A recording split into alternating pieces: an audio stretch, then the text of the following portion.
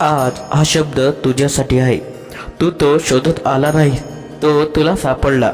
आणि जे सापडतं ते कारणाने सापडतं. तू खूप वेळ स्वतःला सावरत राहिलास, बाहेरून स्थिर, आतून मात्र सतत हलत राहिलास. लोकांना वाटतं तू काहीच बोलत नाहीस, म्हणजे तुला काही लागत नाही. पण जे जास्त सहन करतात तेच कमी बोलतात. मी ते पाहिलं आहे. तू स्वतःला कधी मोठं समजलं नाहीस, कधी कोणत्या गोष्टीचा गर्व केला नाही, मिळालेल्या गोष्टी समाधान मानलं. तरीही तुझ्या आयुष्याला सोपं आयुष्य आलं नाही. हे अन्याय नाही. काही माणसं सुखासाठी घडत नाहीत, ती आधारासाठी घडतात. तू अगदी तसाच आहेस.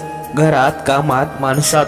तू स्वतःला बाजूला ठेवून इतरांचा विचार केलास आणि मग रात्री एकटाच बसलास. तेव्हा स्वतःच्या मनाला विचारलंस, माझ्यासाठी कोण आहे? आज तो प्रश्न इथे थांबतो, कारण मी पाहतो आहे तू जे सहन केलंस ते शब्दात मोजता येत नाही. कधी अपमान, कधी दुर्लक्ष, कधी अपेक्षा मोडतात, तरीही तू कधी वाकला नाहीस. आणि हेच तुझं मोठेपण आहे. माणूस जेव्हा वाकत नाही तेव्हा काळ जरा त्याला जास्त झुकवतो, पण तोडण्यासाठी नाही तर घडवण्यासाठी. तू घडतो आहेस. तुला कधी कधी वाटतं तू सगळं योग्य करतोयस, तरीही माझ्याजवळ शांतता का नाही? कारण शांतता ही बक्षीस नाही, ती पात्रतेनंतर येते. आणि पात्रता सहनशक्तीवरून तयार होते.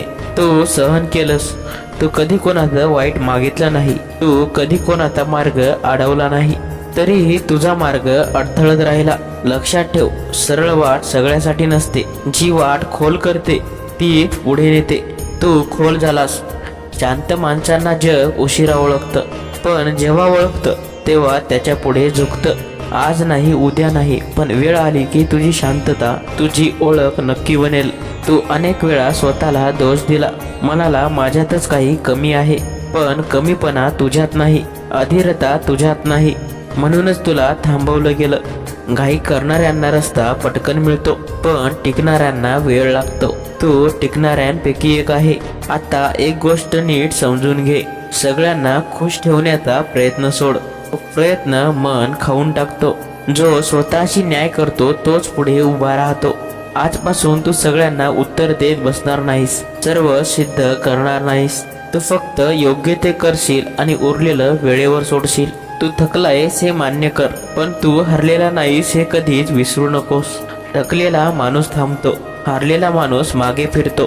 तू मागे फिरलेला नाहीस. आज मन थोडं सेल सोड.